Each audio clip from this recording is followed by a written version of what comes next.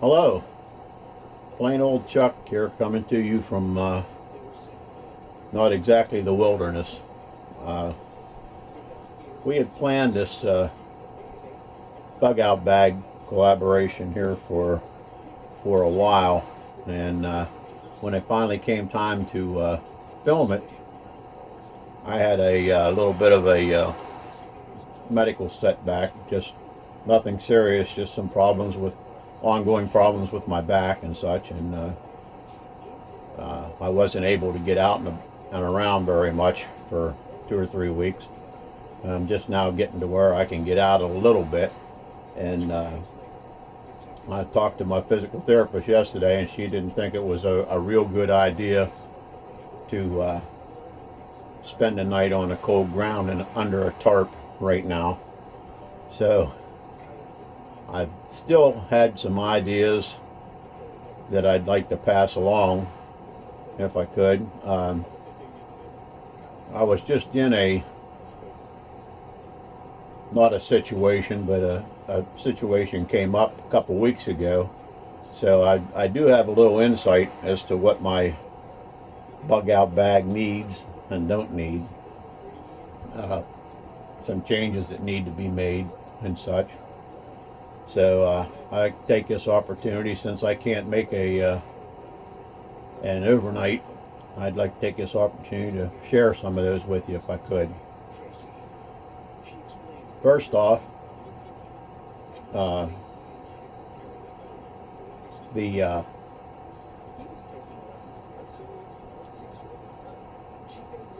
spending the night in the woods, like I say, was not really an option right at this time. It's about in the 20s outside and spitting snow, and I know that's not an excuse. I've camped in much worse weather, but just right now at the time, it's just not a good idea. So anyway, let's get back to the thing. A few things I did find out is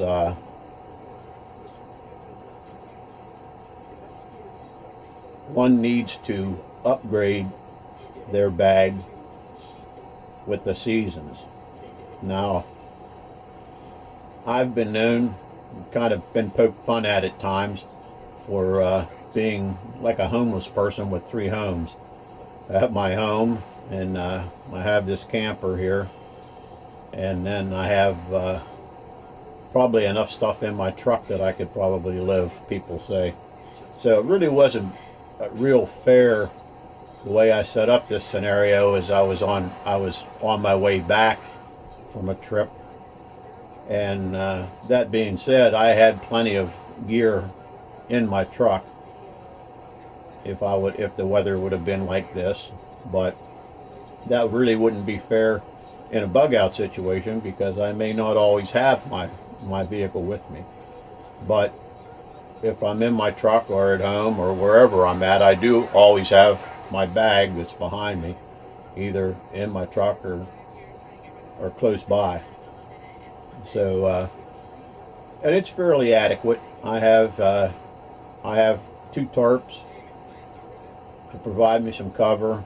I have just a fleece line or a fleece bag that's like a liner, and there's emergency blankets and such in there, so I'm sure I could make it through a night or two in cold weather.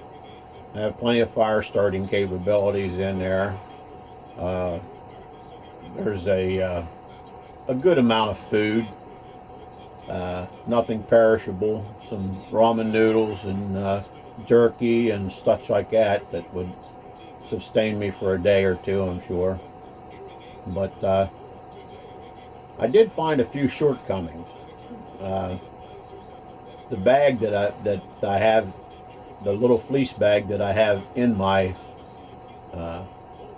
bug out bag or whatever, would be pretty much inadequate for any extended stay in cold weather. So by the same token, I do have a sleeping bag in the back of my truck that I could have taken along too. But like I say, that would not play in if in an emergency of any kind. So I don't know that you could count that. But the other thing, I have a couple flashlights. I have a headlamp and a cap light, and I always have an EDC small flashlight in my pocket and such. But I did lack any kind of a good light, shall we say. So that's going to have to be worked into the budget to get me a better light to carry in there for just such occasions. The one that I have is rechargeable, and I do have a battery pack, but we all know how battery packs work in cold weather. So I'm not sure how many charges I would get out of that. But so there's two things that really need upgraded a little bit. I can't stress enough that as the seasons change, you need to go over your bags and upgrade things like that. Other than that, I think I would have been all right for, like I say, for a short period of time. And that's basically, nobody can build one of these bags and cover all the bases. So I guess the best you can hope for is to just be able to get by for a couple of days until you can get somewhere. But and I think what I have in there would have sufficed. Like I say, I have plenty of fire starters, different kinds of fire methods of making fires, and shelter and food, and basically that's what you need for a short term. Long term might be a little bit different. But anyway, that's just some of the things that I found that you need to look at when you're packing these bags and stuff. Basically, the scenario I had set up, basically all I was going to do was go on a ridge above where my normal dugout place would have been, where I would have came if there was some sort of disaster, and just keep an eye on it and see if anybody came to mess with it. And that brings me to the main part of this. I think we have to be kind of careful when we're discussing these preparations and stuff that we make, because those that we think are our friends may not be our friends when the going gets tough.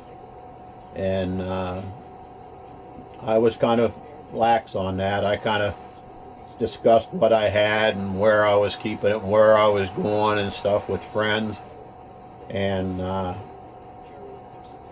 that could have backfired, because the fewer people that know about your supplies and where you plan on going and stuff, the better it is. So basically, just keep your circle small, because you never know. Like I say, when the going gets really tough, those that you thought were your friends may not be your friends when they're hungry. So that's basically all I kind of wanted to get across on this video, was the few shortcomings that I had. And I don't think it was anything major. I think I could have, barring any of these health problems, I think I could have probably done all right. But the threat is real if something happens. I mean, you don't know. I've kind of made up that scenario just off the top of my head, because not so much for me, but I know a lot of people like to talk about all their prepping and all the stuff that they're doing and where they plan on going and stuff. And I'm thinking that's maybe not a real good idea. I think the more we keep it to ourselves, the better off we'll be if something would happen to happen. So that's basically all I had to say. Sorry I couldn't make an outdoor video. I don't know that I'll post this or not. I probably will.